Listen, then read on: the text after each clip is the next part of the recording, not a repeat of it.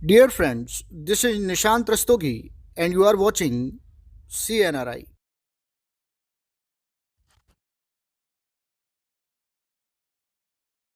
आइए अब इस क्वेश्चन को सॉल्व करते हैं। क्वेश्चन आपसे कह रहा है कि एसीटोन को शांत H2SO4 से अभिकृत करते हैं, या फिर कह रहा है कि एसीटोन को शांत H2SO4 के साथ आसुत किया जाता है, और आपको व्हाट हैपेंस व्हेन में acetone react with concentrate H2SO4। तो क्या होता है जबकि क्वेश्चन हम लोग सॉल्व कर रहे हैं। तो चलिए हम यहाँ पर इसको देखते हैं। देखिए सबसे पहले तो एसीटोन का फॉर्मूला आपको याद आ रहा है कि एसीटोन का फॉर्मूला होता है CH3COCH3। आप इसकी क्या कर रहे हो, शांत सल्फ्यूरिक अम्ल के साथ रिएक्शन कर रहे हो, यानी कि आप कंसंट्रेट H2SO4 के साथ रिएक्शन कर रहे हैं। कंसंट्रेट H2SO4 जो होता है ये क्या होता है, डिहाइड्रेटिंग एजेंट होता है। डिहाइड्रेटिंग एजेंट का मतलब क्या कि ये जो है वो पानी को जो है वो एब्जॉर्ब करता है या वाटर को रिलीज करता है, वाटर निकालता है, यौगिक से जल को अलग करता है। ठीक है ना। तो अब यहाँ पर क्या होता है, यहाँ पर ये एक एरोमेटिक कंपाउंड बना देते हैं, 3 अणु इसके। अभी मैं बताऊंगा कि कैसे बनाएंगे आप एरोमेटिक कंपाउंड। ये बेंजीन रिंग बन गई और यहाँ पर ये एक मिथाइल लगाएंगे, तो 1 पोजीशन ये हो गई। इसके बाद 2, फिर 3 पे एक मिथाइल लगाएंगे, फिर ये हो जाएगा 4 पोजीशन, फिर 5 पे एक मिथाइल लगाएंगे। ठीक है ना। और फिर ये 6। ये आपने क्या बना दिया, ये आपने बना दिया मेसिटाइलिन। ये आपने कंपाउंड बना दिया क्या, मेसिटाइलिन। ठीक है ना। हम इसको नाम देते हैं मेसिटिलीन। ठीक है। कैसा है, तो आप बोलोगे कि सर इसका आईयूपीएसी नेम हो जाएगा 1,3,5 ट्राईमेथिल बेंजीन। ठीक है ना। ये हो जाएगा 1,3,5 ट्राईमेथिल बेंजीन। सही है भाई।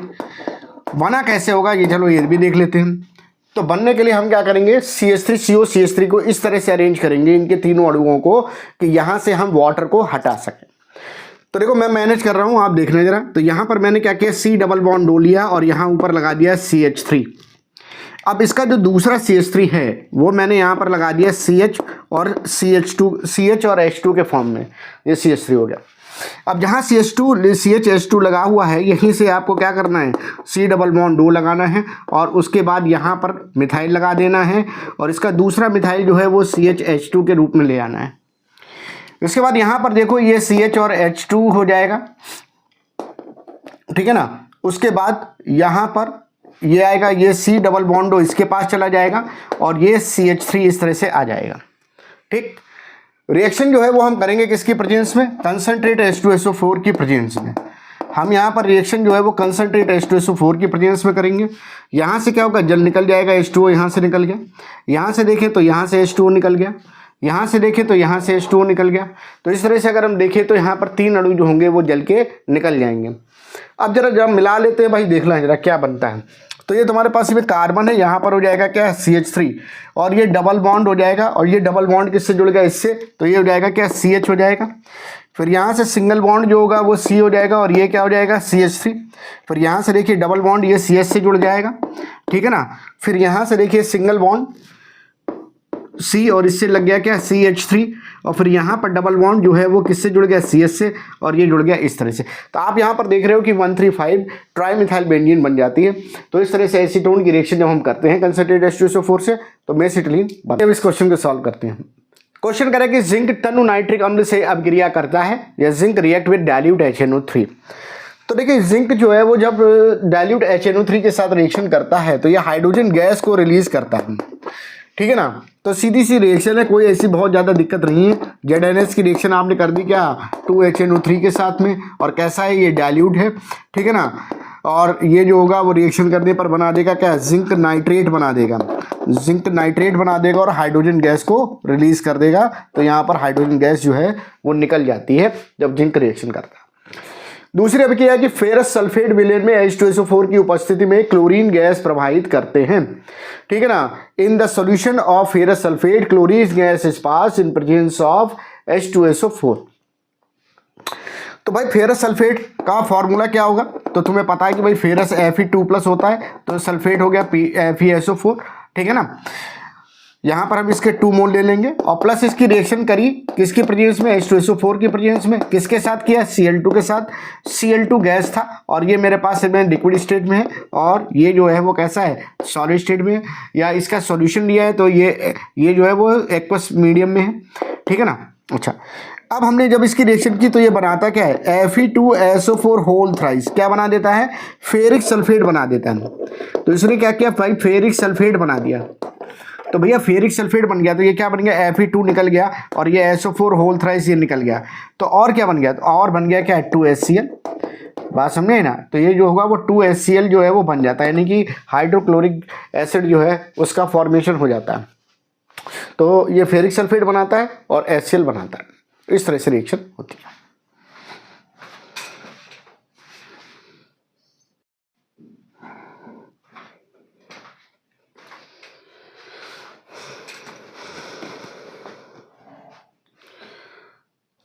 क्वेश्चन कर रहा है कि एथेनॉल को सोडियम ब्रोमाइड तथा सांद्र H2SO4 के साथ गर्म किया जाता है।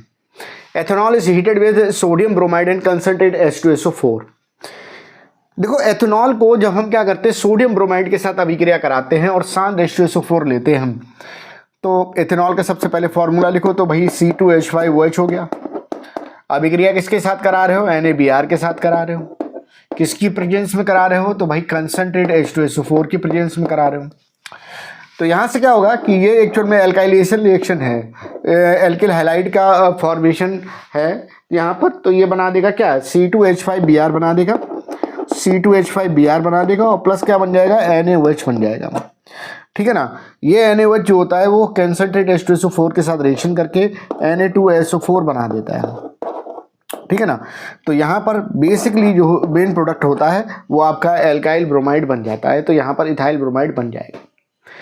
अगली रिएक्शन है कि 2-ब्रोमोपेंटेन को अल्कोहलिक KOH के साथ गर्म किया जाता है। Two bromopentane is heated with alcoholic KOH। तो सबसे पहले तो हम क्या करते हैं, 2-ब्रोमोपेंटेन का फॉर्मूला बनाते हैं। तो मेरे पास 1 कार्बन 2 है, 3 है, 4 है, 5 है। तो मैंने काउंट कर दिया 1 2 3 4 5। अब 2 पे लगा है ब्रोमो तो यहाँ पे Br लगा दिया। अब 2-ब्रोमोपेंटेन हो गया। चलो भाई कंप्लीट कर लो। इस कार्बन की एक वैलेंसी है तो 3 हाइड्रोजन लगेंगे। इस कार्बन ने 3 बॉन्ड बनाया है तो 1 हाइड्रोजन यहाँ पर लगेगा। इस कार्बन ने 2 बॉन्ड बनाया है तो 2 हाइड्रोजन लगेंगे। इसने 2 बनाया हुआ है तो यहाँ पर 2 लगेंगे।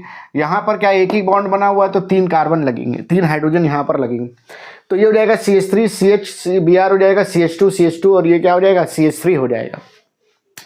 अभिक्रिया किसके साथ करा रहे हो, रिएक्शन आप करा रहे हो अल्कोहलिक KOH के साथ। आप करा रहे हो रिएक्शन अल्कोहलिक KOH। ये है क्या, ये एक्चुअल में जो है वो डिहाइड्रोहेलोजिनेशन रिएक्शन देता है। ये क्या देता है, डिहाइड्रोहेलोजिनेशन रिएक्शन। डिहाइड्रोहेलोजिनेशन का मतलब है कि विहाइड्रोहेलोजनीकरण अभिक्रिया। तो विहाइड्रोहेलोजनीकरण यानी कि हाइड्रोजन को भी हटाएगा और हाइड्रोजन को भी हटाएगा। ठीक है ना, यानी ये क्या करेगा, हाइड्रोजन को भी हटाएगा और हाइड्रोजन को भी हटाएगा। तो अब जरा देख लो तुम क्या बनेगा। तो यहाँ से हमारे पास 2 ऑप्शन है, एक तो यहाँ से हाइड्रोजन हट जाए और ये हाइड्रोजन हट जाए। तो मान लो कि ये फर्स्ट मेथड मैंने मान लिया। एक ऑप्शन ये कि यहाँ से हाइड्रोजन हट जाए और यहाँ से हाइड्रोजन हट जाए। तो मान लो कि ये मेरे पास सेकंड मेथड है। तो मैंने यहाँ पर क्या किया, दोनों मेथड ले लिए। तो पहला मेथड मेरे पास ये है और सेकेंड मेथड मेरे पास ये है। तो अब फर्स्ट मेथड से अगर मैं सोचूं तो ये बन जाएगा तुम्हारे पास में, देखना जरा यहाँ से एक हाइड्रोजन गया तो ये बच गया क्या, CH2। ठीक है, इसको मैं थोड़ा सा सही कर दूं तो यहाँ पर क्या होगा, ये CH2 और ये H हो गया। ठीक है, अब यहाँ से ये हाइड्रोहेलोजिनेशन डिहाइड्रोहेलोजिनेशन हो रहा तो ये बचा क्या, CH2 हो गया। अब यहाँ पर ये सिंगल बॉन्ड था किसके साथ में, CH के साथ। अब यहाँ से बॉन्ड मिलके डबल बॉन्ड बन गया। ठीक है, फिर सिंगल बॉन्ड हो गया क्या, CH2। इस पर कोई चेंज किया नहीं, यहाँ आगे कोई चेंज किया नहीं, इधर पे कोई चेंज किया नहीं। तो मेरे पास ये कंपाउंड बन गया। अब इसके बाद सेकंड स्टेप में देखो, तो सेकंड स्टेप में क्या हुआ कि इसका मैंने हाइड्रोजन ऐसे दिखा दिया। ठीक, अब यहाँ से ये हाइड्रोजन और ये निकल गया हाइड्रोजन। ठीक है, तो चलो भाई इधर कोई चेंज हुआ क्या ना, CH3 का CH3 तो ये CH3 सिंगल बॉन्ड। अब यहाँ पर चेंज क्या हुआ, तो ये CH बन गया। इसके बाद इधर सिंगल बॉन्ड जुड़ा हुआ किससे, CH से। अच्छा, ये CH और ये वाला बॉन्ड जो होगा ये दोनों का बॉन्ड मिलके बन गया डबल बॉन्ड, ये डबल बॉन्ड बन गया। इसके आगे क्या हुआ, कोई चेंज है नहीं भैया, CH2 है फिर ये CH3। चलो जरा इसका IUPAC नेम लिख लेते। तो ये हो जाएगा 1 2 3 4 5। तो इसका मतलब इसका नाम हो जाएगा 1 पेंटीन। तो ये 1 पेंटीन है। अब इसकी बात करें तो ये 1 2 3 4 5 2 के बाद है तो ये हो जाएगा 2 पेंटीन। अब इसमें जब दो प्रोडक्ट बनते हैं, तो जब दो प्रोडक्ट बनते हैं, दो उत्पाद बनते हैं, तो आपको ये बताना पड़ता है कि मेजर कौन सा है और माइनर कौन सा है, यानी कि मुख्य उत्पाद कौन सा है और गौण उत्पाद जो है वो कौन सा है। तो हमेशा ध्यान रखो कि जो एल्कीन में देखते हैं वो हम ये देखते हैं कि डबल बॉन्डेड कार्बन पे हाइड्रोजन कम होनी चाहिए, ठीक है ना। एल्कीन के केस में हम ये देखते हैं कि डबल बॉन्डेड कार्बन पे हाइड्रोजन कम होनी चाहिए, वो मोर सब्स्टिट्यूटेड एल्कीन होती है और वो हाइपर कॉन्जुगेशन की वजह से जो है वो ज़्यादा स्थायी होती है, ठीक है ना। तो हम यहाँ पर क्या करते हैं, यहाँ पर चलो हम इसको देख लेते हैं। तो यहाँ पर डबल बॉन्डेड कार्बन पे कितने हाइड्रोजन है, तो भाई 2 इधर है, 1 इधर है, 3 हाइड्रोजन है। यहाँ पे डबल बॉन्डेड कार्बन पे कितने हाइड्रोजन है, तो यहाँ पर एक ये 2 हाइड्रोजन है। जहाँ पे डबल बॉन्डेड कार्बन पे हाइड्रोजन कम होता है वो एल्कीन ज़्यादा स्थायी होती है, ज़्यादा स्थायी है तो ज़्यादा बनेगी। इसका मतलब ये हो जाएगा कि ये जो है वो क्या है, मेजर प्रोडक्ट होता है और ये वाला जो होता है वो क्या होता है, माइनर प्रोडक्ट होता है, ठीक है। तो यहाँ पर 2-पेंटीन जो है वो कैसा है, मुख्य उत्पाद होता है और जो ये वाला है वो गौण उत्पाद होता है, ठीक है ना। तो इस तरह से बना देंगे। अब इस क्वेश्चन को सॉल्व करते हैं। लिखा है कि एसिटाल्डिहाइड को टॉलरेंस अभिकर्मक के साथ गर्म करते हैं। Acetaldehyde is heated with Tollens reagent. तो देखिए एल्डिहाइड को हम जब टॉलरेंस रीजेंट के साथ रिएक्शन कराते हैं तो रिएक्शन कराने पर वो क्या करते हैं, सिल्वर मिरर बना देता है। वो क्या करता है, सिल्वर की एक लेयर बनाता है जिसको हम कहते हैं कि सिल्वर मिरर कहते हैं, क्योंकि यहाँ पे इस लेयर पे हम चेहरा देख सकते हैं। रिएक्शन क्या होती है एक्चुअल में, जो टॉलरेंस रीजेंट होता है वो टॉलरेंस रीजेंट जो है, जो टॉलरेंस रीजेंट होता है, टॉलरेंस अभिकर्मक होता है, ये एक्चुअल में अमोनिकल सिल्वर नाइट्रेट होता है। अमोनिकल सिल्वर नाइट्रेट समझ में नहीं आया, तो भाई इसमें तुम क्या करते हो, NH4OH मिलाते हो और साथ में AgNO3 मिला देते हो। अब ये आपस में रिएक्शन करके कॉम्प्लेक्स कंपाउंड बनाते हैं और उसके बाद एक कंपाउंड बनता है जो कि अभिक्रिया में भाग लेता है, यानी रिएक्शन में पार्टिसिपेट करता है, और वो होता है क्या, Ag2O। तो इसका मतलब ये हो जाएगा कि जब भी आप एल्डिहाइड की रिएक्शन कराओगे टॉलरेंस अभिकर्मक के साथ, तो उसके साथ रिएक्शन कौन करेगा, Ag2O। तो चलो भैया रिएक्शन करा लेते हैं। तो मेरे पास क्या है, एसिटाल्डिहाइड, फॉर्मूला क्या है, तो फॉर्मूला CH3CHO है। रिएक्शन किसके साथ कर रहा है, Ag2O के साथ। क्या बनाएगा, तो ये ऑक्सीजन, इसको ऑक्सीडाइज कर देता है, ठीक है ना। तो ऑक्सीडाइज कर दिया तो भैया क्या बन गया, तो एल्डिहाइड का बन गया कार्बोक्सिलिक एसिड और प्लस क्या बन गया, सिल्वर मिरर बन गया, ठीक है ना। इसको हम कहते हैं रजत दर्पण। ये रजत दर्पण बन जाता है, चेहरा देख लो, ठीक है। तो इस तरह से ये हो जाएगा। अगला है कि एसीटोन की अभिक्रिया KOH की उपस्थिति में क्लोरोफॉर्म से करते हैं। Acetone react with chloroform in presence of KOH, ठीक है। एसीटोन का फॉर्मूला क्या होता है, तो देखो भाई मेरे पास ये C डबल बॉन्ड O है और इसके पास हमने CH3 यहाँ लगा दिया और एक CH3 यहाँ लगा दिया और ये कंपाउंड मेरे पास बन गया क्या, एसीटोन। हमने इसको नाम दिया क्या, एसीटोन नाम दिया, ठीक है। अभिक्रिया किसके साथ करा रहे हो, तो क्लोरोफॉर्म के साथ करा रहे हो। तो क्या होता है, तो भाई यहाँ ये कार्बन है, इस कार्बन पे 3 मैंने क्लोरीन लगा दिए और 1 हाइड्रोजन लगा दिया, तो ये बन जाता है क्या है, क्लोरोफॉर्म, यानी कि CHCl3। तो ये बन गया मेरे पास क्लोरोफॉर्म। रिएक्शन जो है वो हम किसकी प्रेजेंस में करा रहे हैं, तो रिएक्शन हम क्षार की उपस्थिति में करा रहे हैं, क्षार की उपस्थिति में। और क्षार मेरे पास क्या है, क्षार मेरे पास KOH है। मैकेनिज्म में अगर हम देखें तो OH माइनस सबसे पहले इसका हाइड्रोजन रिप्लेस करता है और इस C के पास में माइनस चार्ज आ जाता है। ये जो माइनस चार्ज आता है, ये माइनस चार्ज इसके ऊपर अटैक करता है, जिसकी वजह से यहाँ पर ये ऑक्सीजन आ जाता है और बाद में जो H2O है जल, वो क्या करता है, इसको हाइड्रोजन दे देता है। तो जरा मैं सोचूं अगर, तो क्या बनना होगा जरा देखते हैं भाई। यहाँ तक हमने कोई चेंज नहीं किया, CH3 में कोई परिवर्तन नहीं, तो चलो भैया लिख दो जरा CH3C और ये CH3, कोई परिवर्तन, चेंज नहीं। अब इसके साथ सिंगल बॉन्ड में ऑक्सीजन लगा हुआ है, तो भाई सिंगल बॉन्ड में ये ऑक्सीजन लगा है और इस ऑक्सीजन से जाके ये लग गया हाइड्रोजन, तो भाई ये बन गया क्या, OH बन गया। अब यहाँ पर और क्या लगा, तो ये CCl3 जो था जंप करके यहाँ आ गया था, तो इसका मतलब है CCl3 यहाँ पर लग गया, ठीक है ना। हम इसको नाम देते हैं क्या, क्लोरीटोन नाम देते हैं। तो इसने क्या किया, क्लोरीटोन बना लिया और ये जो है क्लोरीटोन कहलाता है, ठीक है ना। तो इस तरह से ये कंपाउंड बन जाएगा। आइए इस क्वेश्चन को सॉल्व करते हैं। क्वेश्चन करेंगे, बेंजल्डिहाइड को कॉस्टिक सोडा की उपस्थिति में एसिटोफिनोन के साथ गर्म करते हैं। Benzaldehyde react with acetophenone in presence of caustic soda. तो भाई कॉस्टिक सोडा क्या होता है, तो NaOH होता है, ठीक है ना। और कॉस्टिक पोटास क्या होता है, तो KOH होता है। तो चलो भैया इसकी रिएक्शन कर लेते हैं। तो बेंजल्डिहाइड यानी कि तुमने क्या किया, बेंजीन के ऊपर लगा दिया क्या, एल्डिहाइड। बेंजीन के ऊपर क्या लगा दिया, एल्डिहाइड, बन गया क्या, बेंजल्डिहाइड। ठीक। रिएक्शन किसके साथ कर रहे हो? एसीटोफिनोन के साथ कर रहे हो। तो भाई फिनोन क्या होता है? तो बेंजीन के ऊपर तुमने लगा दिया क्या? कीटोन, तो ये हो गया फिनोन। अब इसमें हम क्या कर रहे हैं? एसिटाइल ग्रुप लगा देते हैं। तो CH3 ग्रुप होता है, CH3C डबल बॉन्ड O, ये एसीटोफिनोन होता है। ठीक है ना? तो ये जो है वो क्या है? एसीटोफिनोन। यानी यहाँ पर ये जो एसिटाइल ग्रुप होता है ये कॉमन होता है इन दोनों में, ये फिनोन हो जाएगा और ये एसीटो हो जाएगा, तो एसीटोफिनोन इसको कहते हैं। ठीक है, ये क्या है मेरे पास? तो ये मेरे पास बेंजल्डिहाइड है। ठीक, अब जरा देखना है एक मिनट के लिए, मैंने रिएक्शन कराई इसकी किसके साथ में? NaOH के साथ में। तो इसकी मैकेनिज्म जो है वो है, अब यहाँ पर हमको थोड़ा सा बस सोचना है, प्रोडक्ट बनाना है, तो भाई प्रोडक्ट बना लेते हैं। तो देखो CH और मैंने इसको कर दिया H2, CH3 को मैंने CH.H2 कर दिया, यहाँ से क्या हो गया? जल निकल गया, यहाँ से वाटर निकल गया, तो क्या बन गया भाई? इसमें कोई चेंज आया क्या? नहीं आया। तो यहाँ पर जो होगा रिंग बन गई, और रिंग बनने के साथ में CH डबल बॉन्ड हो गया। अब ये डबल बॉन्ड किससे जुड़ गया? इस वाले CH से, तो भाई CH हो गया। ये किससे जुड़ा हुआ है? C डबल बॉन्ड O से जुड़ा हुआ है। ये नीचे क्या है? नीचे जो है वो ये इस तरह से ये आ गया। ठीक, अब जरा देखना, तो ये एक डेरिवेटिव बन गया, और किसका बन गया? ये था मेरे पास एसीटोफिनोन, और ये लग गया, तो इसको हम नाम देते हैं बेंजल।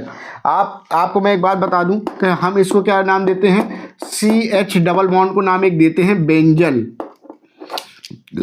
ऑक्सीजन लगाते तो बेंजल्डिहाइड, ठीक है ना। CH डबल बॉन्ड O को नाम देते हैं क्या है?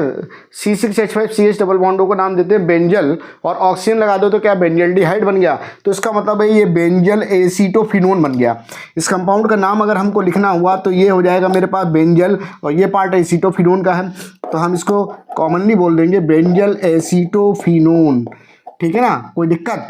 हिंदी में भी लिख देते हैं बेंजल एसीटोफिनोन। ठीक है भाई, चलो अब जरा इसकी बात कर लेते हैं। कह रहा कि कैल्शियम एसीटेट और कैल्शियम फॉर्मेट के मिश्रण को गर्म करते हैं। A mixture of calcium acetate is heated with calcium, मतलब a mixture of calcium acetate and calcium formate is heated.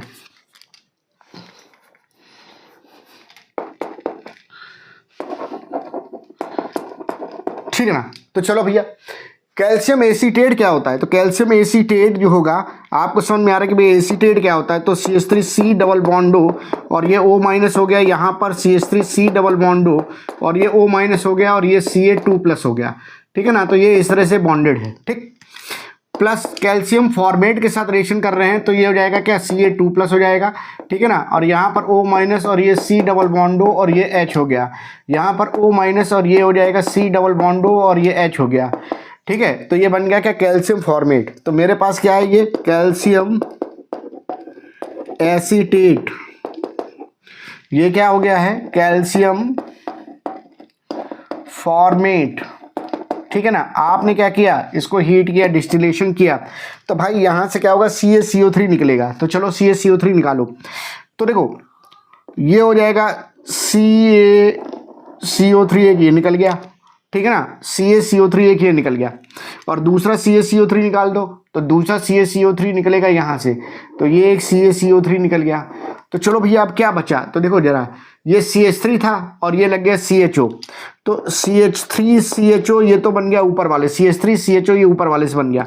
नीचे क्या बन गया? CH3CO और ये H, तो CH3CHO नीचे वाले से बन गया। देखना, CH3CO और ये H, तो CH3CHO बन गया। ठीक है, और प्लस जो होगा वो क्या बन जाएगा? 2 मोल्स जो होंगे वो कैल्शियम कार्बोनेट के बन जाएंगे।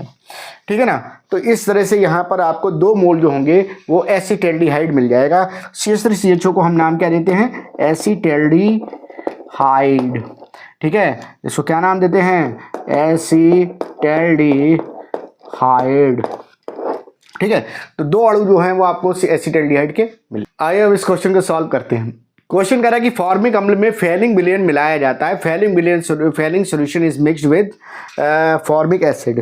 ठीक है ना, तो पहली बात तो ये कि ये फैलिंग सॉल्यूशन होता क्या है? तो देखिए ऐसा होता है कि जो फैलिंग सॉल्यूशन होता है ये एक्चुअल में 2 मिक्सचर से मिलके बनता है। ठीक है ना, पहला जो होता है वो फैलिंग ए उसको बोलते हैं, फैलिंग ए बोलते हैं, और दूसरे सॉल्यूशन को फैलिंग बी बोलते हैं। जो ए होता है उसमें हम क्या करते हैं? कॉपर सल्फेट लेते हैं। ठीक है ना, ए जो होता है वो हम कॉपर सल्फेट उसमें लेते हैं, और जो बी होता है वो जो होता है वो alkaline solution of sodium potassium tartrate होता है।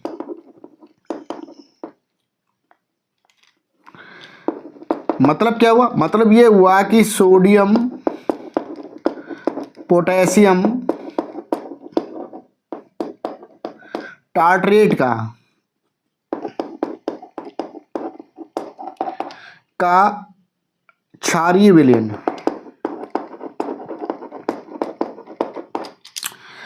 तो जरा हम थोड़ा सा देख लेते हैं। तो देखो हुआ क्या हुआ ये कि मैंने क्या किया कि यहाँ पर फेलिंग ए मिलाया, यानी कि CuSO4 बना मिलाया, एक्वस CuSO4, और यहाँ पर मैंने क्या किया, सोडियम पोटेशियम टार्ट्रेट लिया। तो तुमको याद आ रहा है कि टार्ट्रिक एसिड जो होता है वो होता है COH, सिंगल बॉन्ड COH और ये H है, सिंगल बॉन्ड CH और ये OH है, ठीक है ना, और फिर सिंगल बॉन्ड COH है। हालांकि दोनों OH जो है वो एक साइड में भी लग जाते हैं, मीजो टार्ट्रिक एसिड बनता है। तो यहाँ पर ये बन गया, ये क्या है, टार्ट्रिक एसिड है। इसका नाम क्या है? इसका नाम है टार्टेरिक एसिड, टार्ट्रिक अम्ल, ठीक है ना, इसका नाम है टार्ट्रिक अम्ल। इसके ये एसिडिक अम्ल, इसके ये एसिडिक हाइड्रोजन जो है, अम्लीय हाइड्रोजन जो है वो हमने हटा दिए। एक तो हटा दिया सोडियम से और दूसरा हटा दिया पोटेशियम से। हमने एक हटा दिया किससे? सोडियम से, और दूसरा हटा दिया पोटेशियम से। तो भाई ये बन क्या गया? तो ये बन गया तुम्हारा COO माइनस, और ये बन गया Na प्लस, और यहाँ पर CH और ये बना OH कर दिया, फिर यहाँ पर ये CH और ये बन गया OH, और ये बन गया क्या? COO माइनस और K प्लस। इसका नाम हो गया सोडियम पोटेशियम टार्ट्रेट। इसका नाम क्या हो जाएगा? सोडियम पोटेशियम टार्ट्रेट हो गया। अब इसमें हम ये सोडियम पोटेशियम टार्ट्रेट लिया, और वो किसके साथ में लिया? क्षार के साथ में। मान लो मैंने क्या किया, NaOH के साथ रिएक्शन करा दी। तो NaOH क्या करता है? इस CuSO4 के साथ में सबसे पहले अभिक्रिया करता है, और अभिक्रिया करने के बाद में ये क्यूप्रिक हाइड्रोक्साइड बना देता है और Na2SO4 बना देता है। तो ये जो क्यूप्रिक हाइड्रोक्साइड बना है ये क्या काम करता है? सोडियम पोटेशियम टार्ट्रेट के साथ अभिक्रिया कर जाता है। अब सोचो यहाँ पर ये अम्लीय हाइड्रोजन भी है और ये क्या है? क्षार है। तो यहाँ से क्या होगा? यहाँ से दो जल के अणु निकल जाएंगे, और जैसे दो जल के अणु यहाँ से निकले, कॉपर जो होगा वो क्या करेगा? यहाँ से बॉन्ड बना लेगा ऑक्सीजन के साथ में। यहाँ पे ऑक्सीजन और ये कार्बन है, ठीक है ना। अब मैं थोड़ा सा इसको दूसरे वे में लिख रहा हूँ। ये CH हो गया, देखना ये ऑक्सीजन है, ये कार्बन, इसके ऊपर H, और ये हो जाएगा COOH, ठीक है ना। यहाँ पर ये वाला कार्बन और ये हाइड्रोजन हो जाएगा, ये बॉन्ड बन गया, और ये क्या हो जाएगा? COH हो जाएगा। ये जो कॉम्प्लेक्स बनता है, इस कॉम्प्लेक्स का जो होता है वो डीप ब्लू कलर होता है। डीप ब्लू कलर होता है, ये डीप ब्लू कलर का सॉल्यूशन बन जाता है, यानी कि गहरे नीले रंग का, गहरे नीले रंग का बन जाता है। गहरे नीले रंग का बनने की वजह से अब इसके बाद ये जब ब्रेक होता है, तो ब्रेक होने पर ये जो बनाता है वो क्या बनाता है? CuO बनाता है, और इसका कलर भी डीप ब्लू होता है। बात समझे ना। तो ये CuO बनाता है और इसका रंग कैसा होता है? डीप ब्लू होता है, यानी ये भी गहरे नीले रंग का ही होता है। कुल मिला के हमको एक बात ये समझ में आ रही है कि भाई जो फेलिंग सॉल्यूशन होता है, फेलिंग विलयन होता है, वो दो फेलिंग सॉल्यूशन से मिलके बना होता है। एक में मेरे पास CuSO4 का सॉल्यूशन है, दूसरे बीकर में मेरे पास सोडियम पोटेशियम टार्ट्रेट है, और उसमें हमने क्षार मिला दिया। अब इन दोनों को हमने मिला दिया, तो मिलाने पर क्या हुआ? अभिक्रिया हुई। सबसे पहले कॉपर सल्फेट क्षार के साथ अभिक्रिया करके क्यूप्रिक हाइड्रोक्साइड बनाता है। यहाँ पर सोडियम पोटेशियम टार्ट्रेट इसके साथ रिएक्शन करता है, और इसके एसिडिक हाइड्रोजन हट जाती है, और हटने के बाद में वो क्या करता है? कॉम्प्लेक्स बनाता है जिसका रंग गहरे नीले रंग का होता है। और ये कॉम्प्लेक्स जो होता है उसमें अभिक्रियाशील जो रिएजेंट होता है, यानी कि जो इससे बन के रिएक्ट करेगा, वो CuO होता है, क्यूप्रिक ऑक्साइड। अब सुनो, तुमने क्या लिया? फॉर्मिक अम्ल लिया, तो ये हो जाएगा क्या? SCOH। फॉर्मिक अम्ल का सूत्र क्या है? SCOH। अभिक्रिया किसके साथ करा दी? क्यूप्रिक ऑक्साइड के साथ, क्योंकि तुमने जब इसमें फेलिंग विलयन मिलाया, तो फेलिंग विलयन में जो क्रियाशील अभिकारक था, यानी कि जो रिएक्टिंग स्पीसीज है, वो जो है वो क्या है? CuO है। यहाँ से ये क्या करेगा? इसका CO2 निकाल देगा, और यहाँ से ये दोनों हाइड्रोजन मिलके H2O निकाल देंगे, ठीक है। तो बचा क्या? देखना जरा, ये CO2 निकल गई गैस, प्लस क्या निकल गया? H2O, ठीक है। प्लस क्या बचा? प्लस बचा CU2O। जैसे ये CU2O बनता है, वैसे ही इसका रेड प्रेसिपिटेट आ जाता है, यानी कि ये जो होगा वो क्यूप्रस बन गया। क्यूप्रिक, ये क्यूप्रिक था, CU2 plus, deep blue colour था इसका, ठीक है ना, इसका कलर जो था वो डीप ब्लू था, और ये कैसा बन गया है, इसने रेड प्रेसिपिटेट बना दिया। जैसे लाल प्रेसिपिटेट बनता है वैसे आप कह देते हो कि भाई रिएक्शन यहाँ पर हो गई, यानी कि ये जो है वो क्या, वो ऑक्सीडाइजिंग एजेंट है और इसने सेल्फ रिड्यूस हो गया, ठीक है ना।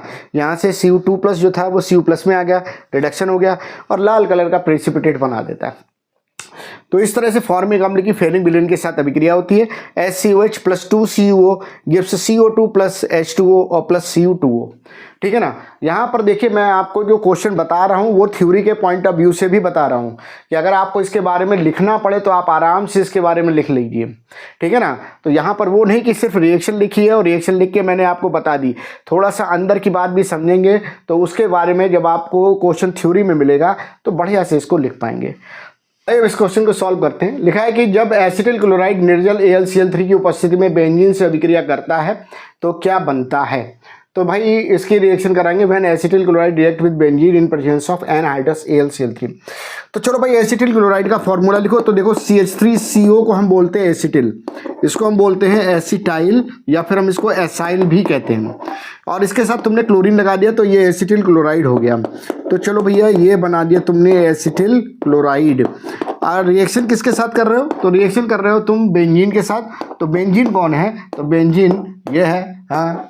उसके बाद में निर्जल AlCl3 की उपस्थिति में, अरे भाई एनहाइड्रस AlCl3 ले रहे हो तो एक ये नेम रिएक्शन हो गई, कौन सी हो गई, फ्रीडेल क्राफ्ट एसाइलेशन, ठीक है ना। तो ये अभिक्रिया जो होगी वो नेम रिएक्शन हो गई फ्रीडेल क्राफ्ट एसिलीकरण, ठीक। तो अब फ्रीडेल क्राफ्ट एसिलीकरण समझ में आ गया भाई। यहाँ से क्या होगा, हाइड्रोजन और यहाँ से ये निकल जाएगा, ठीक है। हालांकि रिएक्शन में थोड़ी लंबी होती है मैकेनिज्म के थ्रू, बट हमें यहाँ पर रिएक्शन ही देखनी है क्योंकि व्हाट हैपेंस व्हेन हम लोग को देख रहे हैं। तो यहाँ पर क्या होगा, ये COCH3 इसके ऊपर लग जाएगा, तो ये जो होगा वो यहाँ पर COCH3 लग गया, तो ये हो गया CO और ये CH3।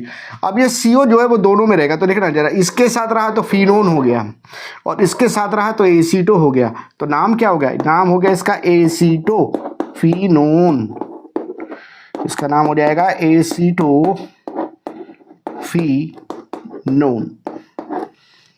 आइए इस क्वेश्चन को सॉल्व करते हैं। लिखा है कि एथिल ब्रोमाइड को सोडियम एथॉक्साइड से अभिक्रिया करते हैं, ethyl bromide react with sodium ethoxide.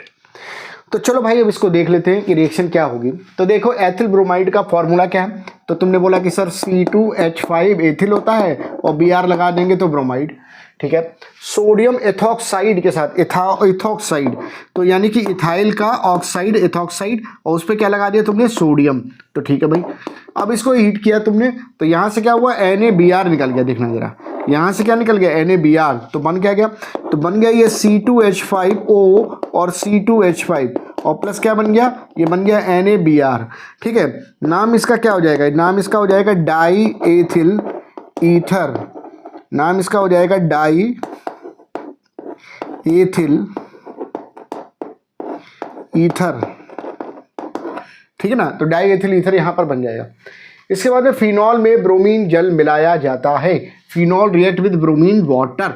तो भैया फिनॉल का फॉर्मूला क्या है, तो ये तो हो गया बेंजीन और यहाँ से एक हाइड्रोजन हटाया तो बन गया क्या, फिनाइल, और फिनाइल पे तुमने ऑल लगा दिया तो फिनॉल, ठीक है ना। तो ये बन गया क्या, फिनॉल बन गया भाई।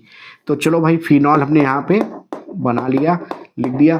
अब इसमें ब्रोमीन वाटर मिला रहे हो, यानी क्या कर रहे हो, ब्रोमीन मिला रहे हो और उसमें पानी मिला दे रहे हो, ठीक है। तो ब्रोमीन वाटर तुमने जब मिलाया तो हमेशा ध्यान रखो कि ब्रोमीन वाटर जो होता है वो क्या करता है, वो ज़्यादा से ज़्यादा ब्रोमोनियम आयन बनाता है। वो क्या करता है, ज़्यादा से ज़्यादा जो है वो Br+ आयन बनाता है, और इसकी वजह से अगर ये समूह अधिक सक्रिय है, जैसे OH ग्रुप जो होता है वो अधिक सक्रिय होता है, रिएक्टिव होता है, मतलब बहुत एक्टिव होता है, और ये रिंग को बहुत ज़्यादा एक्टिव कर देता है। तो यहाँ पर क्या होता है कि ऑर्थो और पैरा पोजीशन पे तुरंत इलेक्ट्रॉन डेंसिटी पहुँचनी शुरू हो जाती है, और जब ऑर्थो और पैरा पोजीशन पे इलेक्ट्रॉन डेंसिटी पहुँचती है तो यहाँ पर क्या होता है, ये इलेक्ट्रोफिलिक सब्स्टिट्यूशन रिएक्शन होनी शुरू हो जाती है। यानी कि ये इलेक्ट्रॉन स्नेही अभिक्रिया शुरू हो जाती है। और कहाँ पर होगी? तीनों जगह पे। तो तीनों जगह पर अगर होगी तो भैया क्या क्या बन जाएगा? तो ये OH यहाँ लगा था तो Br लग गया ऑर्थो पे, इस वाले पे, और इस ऑर्थो पे, और यहाँ पर पैरा पे। यानी कि तुमको समझ में आ रहा है कि तुमको 2, 4, 6 कंपाउंड मिल जाएगा। कैसे भाई? ये फंक्शनल ग्रुप मेरा है तो ये इसकी पोजीशन 1 होगी, ये 2 हो जाएगी, ये 3 हो जाएगी, ये 4 हो जाएगी, ये 5 हो जाएगी, ये 6 हो जाएगी। क्या क्या है तुम्हारे पास? 2 है, 4 है और 6। इस पे क्या लगा हुआ है? ट्राई ब्रोमो लगा है। इस पे लगा क्या है? Try bromo. और फिर क्या लगा हुआ है? फिनॉल। तो 2, 4, 6 ट्राई ब्रोमो फिनॉल जो होगा वो बन जाएगा किससे? फिनॉल से। कोई दिक्कत नहीं। चलो अगला देखो, फिनॉल की ठंडे तथा तनु HNO3 से क्रिया कराते हैं। फिनॉल की ठंडे और तनु HNO3 के साथ क्रिया कराते हैं। तो भाई फिनॉल फिर से तुमको समझ में आ गया कि फिनाइल का ऑल फिनॉल, ठीक है। और इसकी रिएक्शन तुमने करा दी किसके साथ में? HNO3 के साथ। कैसा है? डाइल्यूट है। और कैसा है? ठंडा है। ठंडा है तो फिर इसका मतलब ये है कि 0 से 5 डिग्री सेल्सियस के आसपास टेम्परेचर रखते हैं, ठीक है। तो ये हो जाएगा। तो कोल्ड डाइल्यूट हुए। अब ये क्या करता है? HNO3 जो होता है ये जो बनाता है वो नाइट्रोनियम आयन बनाता है, NO2+ आयन बनाता है, ठीक है। और NO2+ ये कैसा है? ऑर्थो पैरा डायरेक्टिंग है। OH ग्रुप जो है वो कैसा है? ऑर्थो और पैरा पे जो है वो किसको भेजता है? इलेक्ट्रोफाइल को। ऑर्थो और पैरा पे भेजता किसको है? इलेक्ट्रोफाइल को, यानी कि इलेक्ट्रॉन स्नेही को। तो इसका मतलब ये हुआ कि जो NO2+ होगा वो ऑर्थो पे और पैरा पे जाके लग जाएगा, ठीक है ना। यहाँ पर सांद्र आपने नहीं लिया है, डाइल्यूट लिया है, इस वजह से यहाँ पर क्या होगा? ऑर्थो और पैरा पे NO2 जो होगा वो लग जाएगा, यानी कि ऑर्थो नाइट्रोफिनॉल बन जाएगा और पैरा नाइट्रोफिनॉल बन जाएगा। तो आपने बोला सर ये ऑर्थो पे लगा है तो ये ऑर्थो और ये हो जाएगा नाइट्रो और ये हो गया क्या? फिनॉल, ठीक है। ये पैरा पे लगा है तो ये हो जाएगा पैरा और ये हो जाएगा क्या? नाइट्रो और ये हो जाएगा क्या? फिनॉल, ठीक है। अब यहाँ पर देखो तो ये इस हाइड्रोजन से ये ऑक्सीजन लगा हुआ है, इस हाइड्रोजन से ये ऑक्सीजन बॉन्डेड हो जाएगा और ये बॉन्डिंग जो बनती है वो बनती है इंट्रा मॉलिक्यूलर हाइड्रोजन बॉन्ड, ठीक है ना। यानी क्या बनता है? अंतः अणुक हाइड्रोजन बंध। तो अंतः अणुक हाइड्रोजन बंध बनने की वजह से दो जब यौगिक बनते हैं तो उसमें आप ये देखते हो कि मेजर कौन सा है और माइनर कौन सा है। तो जब भी बेंजीन रिंग का यौगिक बनता है तो उसमें मेजर देखने में ज़्यादातर कंडीशन जो होती है वो हाइड्रोजन बंध की होती है कि ऑर्थो पे जो लगा हुआ है वो क्या हाइड्रोजन बंध बना रहा है। अगर वो बना रहा है तो फिर ये ग्रुप यहीं पे होल्ड हो जाएगा, यानी इसकी परसेंटेज जो होगी बढ़ जाएगी। यानी कि ऑर्थो वाला तुम्हारा कैसा हो जाएगा? मेजर हो जाएगा और पैरा वाला जो होगा वो कैसा हो जाएगा? माइनर हो जाएगा। यानी ऑर्थो वाला जो है वो मुख्य उत्पाद हो जाएगा और पैरा वाला गौण उत्पाद हो जाएगा, ठीक है ना। तो इस तरह से यहाँ पर ये अभिक्रिया हो जाएगी।